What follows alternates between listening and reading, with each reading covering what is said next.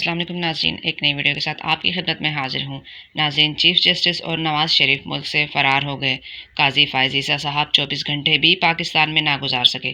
चलिए नाज़रीन, वीडियो देखते हैं। वीडियो पर जाने से पहले आपसे रिक्वेस्ट है कि चैनल को सब्सक्राइब करके बेल नोटिफिकेशन को ऑन कर लीजिए। अस्सलाम वालेकुम नाज़रीन, आप यूट्यूब चैनल देख रहे हैं। मैं इमरान खान हूँ।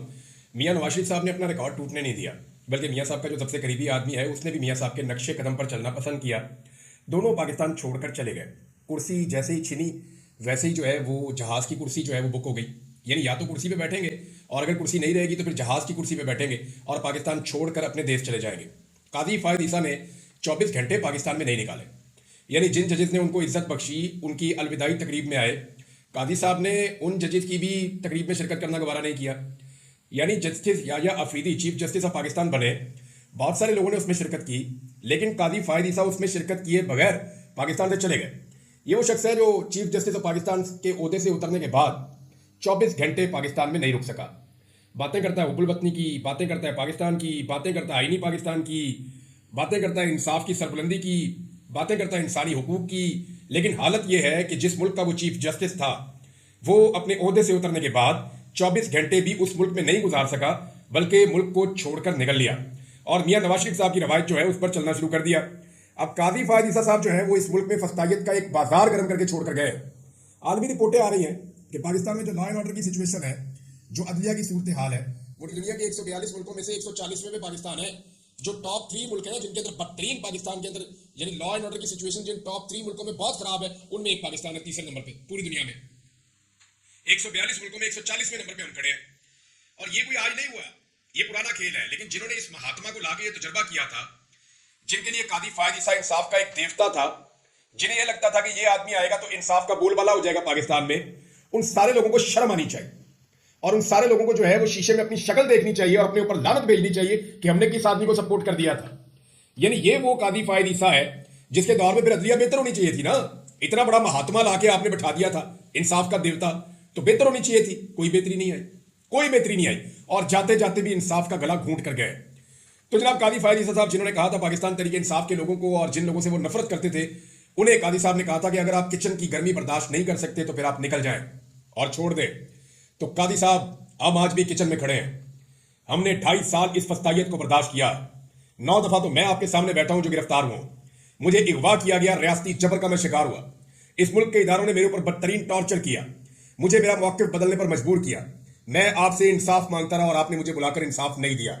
तो काजी साहब हम तो किचन में खड़े हैं और खड़े रहेंगे, लेकिन आप इस किचन की गर्मी 3 साल तो क्या, 3 महीने क्या, 3 दिन क्या, आप 24 घंटे बर्दाश्त नहीं कर सके और चंद घंटों के अंदर आप फ्लाइट लेकर निकल लिए। अब तक की इतला के मुताबिक काजी साहब जो है वो पहुंच गए थे इस्तांबुल। अब पता नहीं आगे कहां जाएंगे। बहरहाल मियाँ नवाज शरीफ साहब को फॉलो किया उन्होंने, लंदन प्लान का हिस्सा थे दोनों लोग। तो मियाँ नवाज शरीफ साहब ने भी अपना रिकॉर्ड टूटने नहीं दिया। जैसे ही मियाँ नवाज शरीफ साहब का बुरा वक्त आता है, मियाँ साहब सबसे पहले टिकट बुक कराते हैं, सबसे पहले पाकिस्तान से निकलने की करते हैं कि निकलो पाकिस्तान से, इधर कोई पकड़ लेगा, दलील करेगा।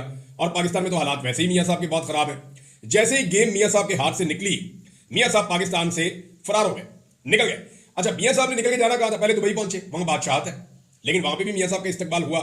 लेकिन मियाँ साहब का सही इस्तकबाल हुआ जो ओवरसीज पाकिस्तानियों ने एयरवन फील्ड अपार्टमेंट जो मियाँ साहब के हैं उनके बाहर खड़े होकर जो इस्तकबाल किया, वो तारीखी इस्तकबाल है और मियाँ साहब और उनकी नस्लें उसे याद रखेंगी। यानी ऐसा तो नहीं हो सकता कि आप पाकिस्तान आए, पाकिस्तान आकर आप एक जाली इलेक्शन लड़ें, आप अवाम का मैंडेट चोरी करें, आप दोनों सीटें अपनी हार जाएं, लेकिन आप जिद करके बैठ जाए कि नहीं जी नहीं, मुझे एक सीट दी जाए। फिर एक कैंसर ज़दा खातून जिनको जेल में रखा हुआ है वो आपको 70,000 की लीड से शिकस्त दे और उसके बाद आप रोना शुरू कर दें, नहीं जी नहीं मुझे ये सीट चाहिए। तो फिर निज़ाम आपका आरओ आधी रात को तब्दील करके दूसरा आरओ लगा के आपके हाथ में एक जाली फॉर्म 47 पकड़ा दे कि एलो मियाँ साहब किसी जीत गए हो।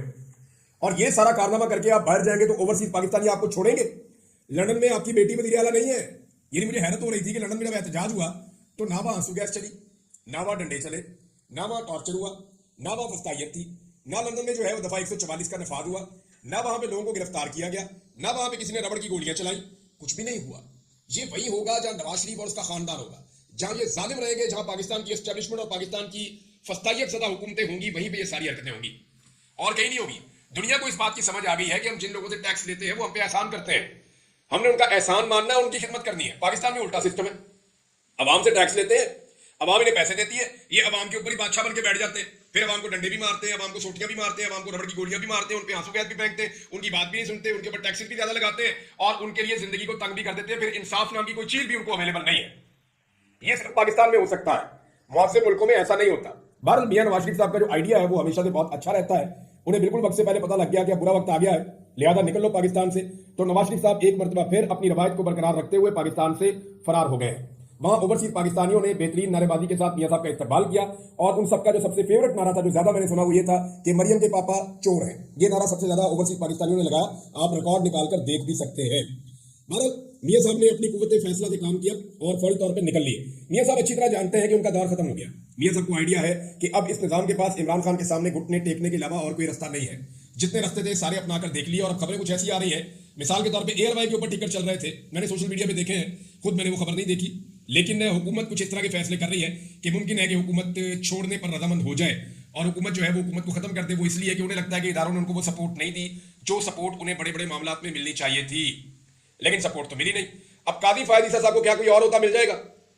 देखिए, कादी साहब की शख्सियत ऐसी है, उन्हें कुछ भी मिल जाएगा वो ले लेंगे और वो दोबारा ओहदे पे बैठने की कोशिश करेंगे, क्योंकि बड़े बदमजा होने वाले हैं कादी साहब। ये दुनिया के जिस जमहूरी मुल्क में जाएंगे, अगर पाकिस्तानियों की इन पे नजर पड़ गई तो कादी साहब की अच्छी खासी इज्जत अफजाई हो जाएगी। मियां नवाज शरीफ साहब को तो इज्जत अफजाई की आदत पड़ गई है, तो कादी साहब वहां पे जो मुस्तफीन साहब थे, वकील साहब, जिन्होंने कादी साहब पे थोड़ी सी तनकीद की थी सुप्रीम कोर्ट ऑफ पाकिस्तान में, तो उनको इतनी मार पड़वाई कि वो लोगों को पहचान नहीं पा रहे। बेड़ा गर्क कर दिया पकड़ के एक वकील का, बहुत जबरदस्त तरीके से कादी साहब ने टॉर्चर करवाया उनके ऊपर। अब वो जो बेचारे वकील साहब हैं, उनकी जो हालत है, तो कादी साहब ऐसा कुछ यूरोप में आप नहीं कर पाएंगे। जिन मुल्कों में डेमोक्रेसी है, जमहूरियत है, वहां पे आप ये नहीं कर पाएंगे। लोग आपके मुंह के ऊपर आकर आपको आईना दिखाएंगे, आपको बताएंगे कि आपने पाकिस्तान में क्या किया है। बहरहाल कादी साहब बहुत बदमजा होने वाले हैं। मैं आपको ये पहले बता रहा हूं, अल्ताफ हुसैन साहब ने भी मियां नवाज शरीफ साहब को ताने देना शुरू कर दिए। अल्ताफ हुसैन साहब ने क्या कहा? उन्होंने कहा जी कि लंदन आमद पर अल्ताफ हुसैन की जानिब से नवाज शरीफ को खुशामदीद, बहुत बेआबरू होकर तेरे कूचे से हम निकले। वजीर आजम बनने के लिए आपको फॉर्म 47 पर जितवाया भी गया, मगर अफसोस के सारी उम्मीदें जमीन पोस हो गई और आपको एक मरतबा फिर मुल्क छोड़ना पड़ा। मेरे पाकिस्तानी एस्टेब्लिशमेंट को मैं मान गया हूं, अच्छा खासा 3 दफा का वजीर आजम था, उसका बोना बना के रख दिया। ये मैं सीरियसली आपको कह रहा हूं कि पाकिस्तानी एस्टेब्लिशमेंट ने अगर किसी सियासतदान से टिकाकर बदला लिया है ना, तो वो नवाज शरीफ से लिया है।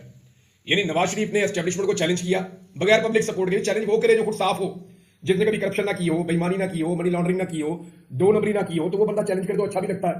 अब मियां नवाज शरीफ साहब ने मुंह चुक के हीरो बन के एस्टेब्लिशमेंट को चैलेंज कर दिया। एस्टेब्लिशमेंट ने ऐसा कमाल बदला लिया ना मियां साहब को,